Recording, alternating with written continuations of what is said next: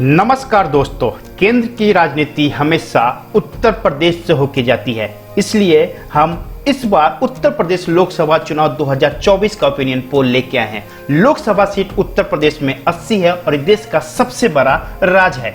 दोस्तों 2019 और 2014 में 7 फेजों में यहाँ इलेक्शन हुआ था, क्योंकि ये राज्य काफी बड़ा है।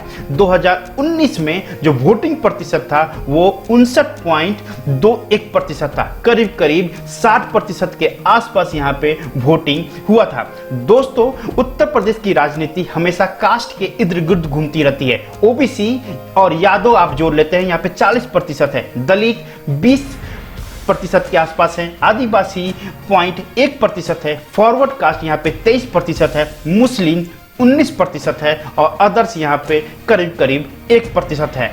हम बताएंगे कि बीजेपी 2019 और 2014 में कैसे जीता था इसी वीडियो में वोट के आधार पर। सबसे पहले बात कर लेते हैं 2019 में जो गठबंधन हुई थी सपा और बीएसपी के बीच में, वो एक एक्सपेरिमेंटल गठबंधन हुई थी, जो जस्ट इलेक्शन के रिजल्ट के बाद ही ये गठबंधन टूट गया था। वैसे आपको ये भी बता दें कि 2017 विधानसभा चुनाव में कांग्रेस और समाजवादी पार्टियों के बीच में भी गठबंधन हुआ था, जो भी कारगर नहीं रहा। अब हम बात कर लेते हैं 2019 के रिजल्ट का, जिसमें हम पहले वोट प्रतिशत के बारे में बात करेंगे। गठबंधन हुआ था यहाँ पे बीजेपी और अपना दल के बीच में। बीजेपी को करीब करीब यहाँ पे 50% वोट मिला था और 1.5% के आसपास अपना दल को मिला था। वहीं पर महागठबंधन हुआ था बहुजन समाजवादी और समाजवादी पार्टी के साथ। थोड़े दिनों के अंतर में ही आरएलडी भी यहाँ पे महागठबंधन का पार्ट बन गया था। तो बहुजन समाजवादी पार्टी को 19.43% वोट मिला था, समाजवादी पार्टी को 18.11% और आरएलडी को 1.5% के आसपास मिला था।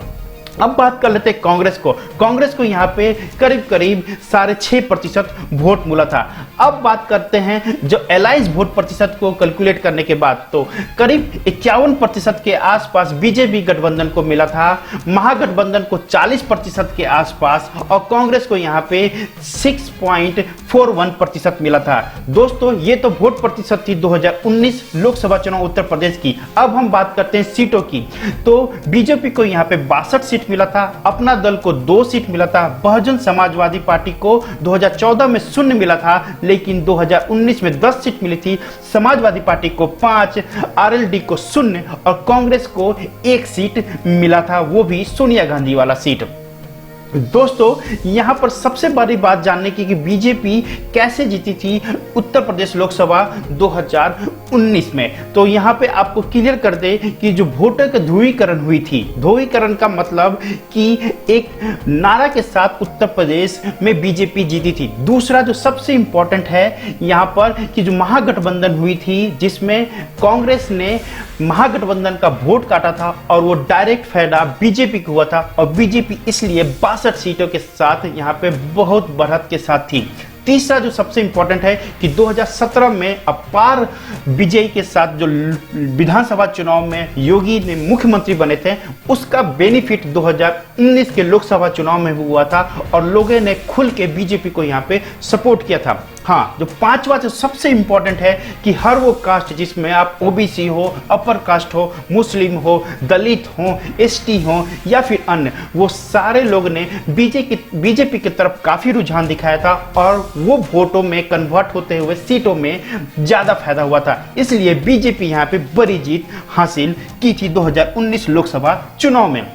दोस्तों आपसे रिक्वेस्ट है कि आप कमेंट करके बताइए कि उत्तर प्रदेश में अब की बार कितनी सीट आएगी 2024 में और अगला प्रधानमंत्री देश का कौन हो सकता है। सबसे पहले बता देते हैं जो हमारा ओपिनियन पोल है, लोकसभा सीट उत्तर प्रदेश की 80 में से 80 लोकसभा सीटों में से 2 कांग्रेस को मिलेगी हमारे ओपिनियन पोल के हिसाब से। यहाँ पे बीएसपी को हमारे ओपिनियन पोल से 80 में से 3 सीट मिलेगी, जबकि 2019 में महागठबंधन हुआ था एसपी और बीएसपी में, तो बीएसपी को 10 सीटें मिली थी। समाजवादी पार्टी को महागठबंधन के टाइम पर 5 सीटें मिली थी, लेकिन 2024 के लोकसभा चुनाव में 80 में से 7 सीट मिलेगी, जो काफी मजबूत माना जा सकता है।